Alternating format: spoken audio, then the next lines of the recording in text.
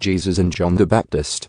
When Jesus had finished giving these instructions to his 12 disciples, he went out to teach and preach in towns throughout the region.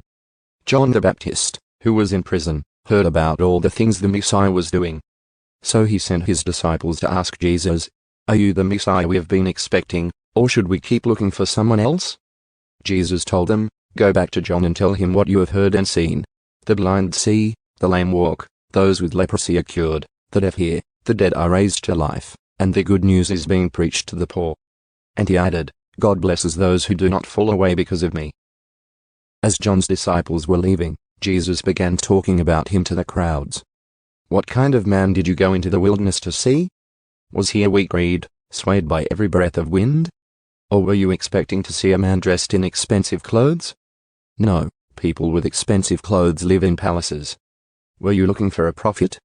Yes, and he is more than a prophet. John is the man to whom the scriptures refer when they say, 'Look, I am sending my messenger ahead of you, and he will prepare your way before you.' I tell you the truth, of all who have ever lived, none is greater than John the Baptist.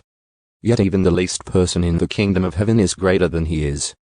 And from the time John the Baptist began preaching until now, the kingdom of heaven has been forcefully advancing, and violent people are attacking it.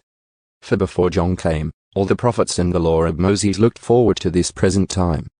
And if you are willing to accept what I say, he is Elijah, the one the prophets said would come. Anyone with ears to hear should listen and understand. To what can I compare this generation? It is like children playing a game in the public square. They complain to their friends, 'We played wedding songs, and you didn't dance, so we played funeral songs, and you didn't mourn.' For John didn't spend his time eating and drinking, and you say, 'He's possessed by a demon.' The Son of Man, on the other hand, feasts and drinks, and you say, 'He's a glutton and a drunkard, and a friend of tax collectors and other sinners.' But wisdom is shown to be right by its results. Judgment for the unbelievers. Then Jesus began to denounce the towns where he had done so many of his miracles, because they hadn't repented of their sins and turned to God. What sorrow awaits you, Chorazin and Bethsaida! For if the miracles I did in you had been done in wicked Tyre and Sidon, their people would have repented of their sins long ago, clothing themselves in burlap and throwing ashes on their heads to show their remorse. I tell you, Tyre and Sidon will be better off on Judgment Day than you. And you people of Capernaum, will you be honored in heaven? No, you will go down to the place of the dead. For if the miracles I did for you had been done in wicked Sodom, it would still be here today. I tell you, even Sodom will be better off on Judgment Day than you." Jesus' prayer of thanksgiving.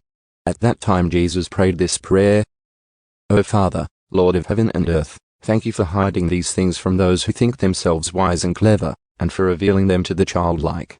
Yes, Father, it pleased you to do it this way. My Father has entrusted everything to me.